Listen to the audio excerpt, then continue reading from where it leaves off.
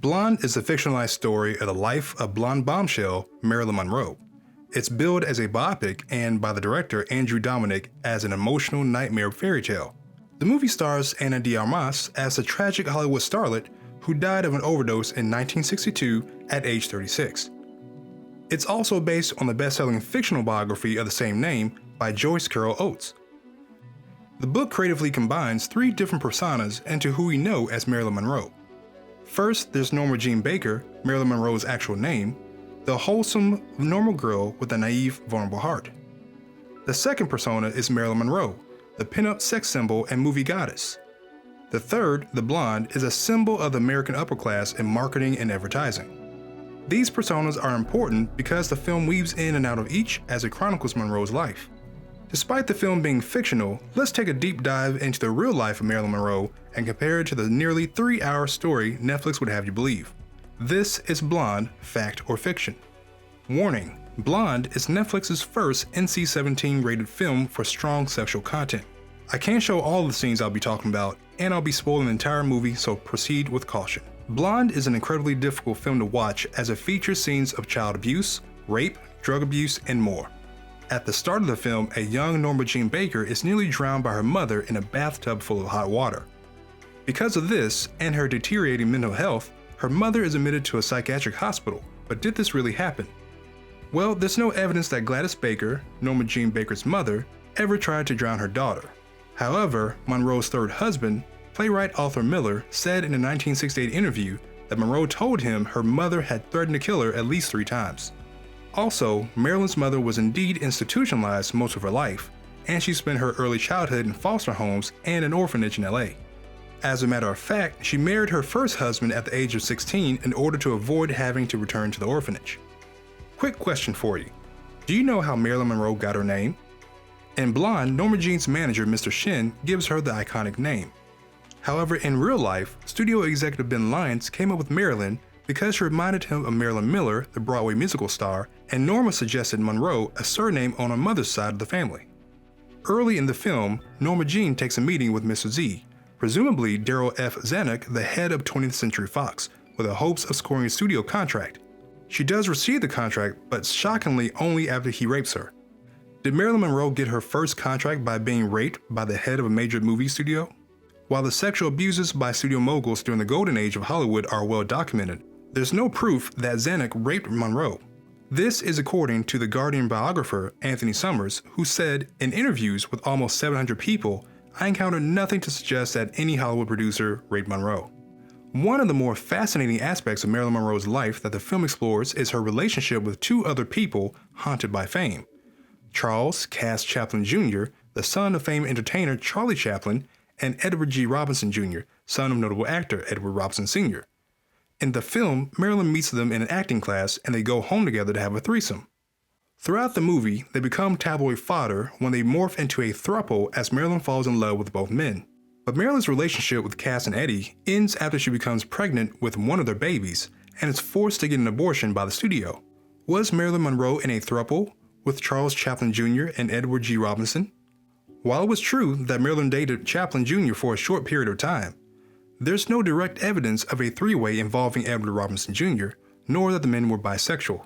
Interestingly, Edward Robinson Jr. had a small role in Some Like It Hot, so if Monroe knew him in real life, they're most likely acquaintances. As Marilyn Monroe began to rise to fame, she started taking more of an interest into the role she played and the accompanying salary she received.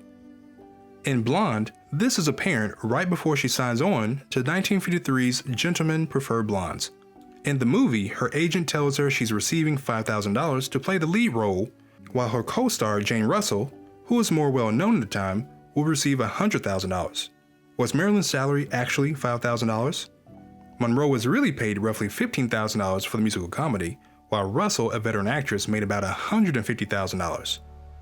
When the studio informed her that she wasn't a star, Marilyn responded sharply with, well, whatever I am the blonde. Moving into 1954, Blonde shows a meeting between Marilyn Monroe and New York Yankees player Joe Dimaggio, played by Bobby Cannavale. After falling for her, he proposes and they get married. However, all is not well as it's revealed that Dimaggio beats her after becoming upset during the filming of the iconic subway skirt blowing scene in 7 Year Itch. But did this really happen? Dimaggio and Monroe, who filed for divorce after only 9 months of marriage in October 1954, never commented about the alleged abuse publicly, and there are conflicting reports about the incident. However, makeup artist Alan Snyder and hairstylist Gladys Whitten both claim to have covered up bruises on Marilyn after the filming of the scene. In Blonde, Marilyn Monroe is swarmed by a huge group of men watching her film the skirt-blowing scene in The 7-Year Itch. While I was watching, I remarked on how so many people were allowed to be on an open film set with such a notable star. Did they film the iconic subway skirt-blowing scene in public? Well, the answer might surprise you. Most people don't know that there were 2 separate shoots. One was a publicity event in New York, where a large crowd of bystanders and the press were invited to create hype.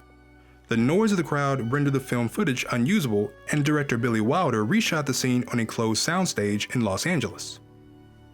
Blonde depicts in gory detail Marilyn having an abortion after her breakup with the 2 juniors. A few years later, Marilyn's married to playwright Arthur Miller and thrilled to be pregnant again when she trips and falls while bringing a tray to a beach picnic, resulting in a miscarriage. Did Marilyn Monroe really have an abortion and a miscarriage? As a matter of fact, she did. Monroe did have a miscarriage while married to Miller in 1956, followed by a second miscarriage in late 1958. As for whether she ever had 1 or more abortions, there's little concrete evidence, but her friends told biographers that the driven actress had many abortions, with one friend, photographer Amy Green, claiming that she had as many as a dozen, some of them back alley procedures leading to long-term reproductive damage. In Blonde, Marilyn Monroe and President John F. Kennedy are shown to have a horrible and demeaning relationship. While being forcefully carried to Kennedy's apartment by Secret Service agents, she complains that she's being handled like a piece of meat. Shockingly, the president rapes her after forcing her to have oral sex while she was in a fog of drugs and alcohol. What actually happened between Marilyn and JFK? Well, opinions vary wildly on the relationship. However, it's thought that they met only on 4 occasions, most of them parties. The last, on May 19, 1962, was Kennedy's birthday gala at Madison Square Garden, where Marilyn famously sang "Happy Birthday, Mr. President." Happy birthday to you. Happy birthday, Mr. President. Happy birthday to you. Jerry Blaine, a former Secret Service agent in Kennedy's detail, told People magazine that he was with JFK when the president socialized with Monroe at Peter Lawford's house in Santa Monica in 1961, and then again at a party in New York. However, Blaine said, they weren't alone and he never saw any evidence of an affair. But he added, I don't know what happened behind closed doors. Toward the end of Blonde, Marilyn becomes a drug-saddled woman on the edge of personal and professional ruin. As a matter of fact, it would be drugs that brings her life to an end. On August 5, 1962, she was found dead in her home in Los Angeles. Monroe was discovered lying nude on her bed, face down, with a telephone in one hand, and empty pill bottles prescribed for her depression were littered around the room.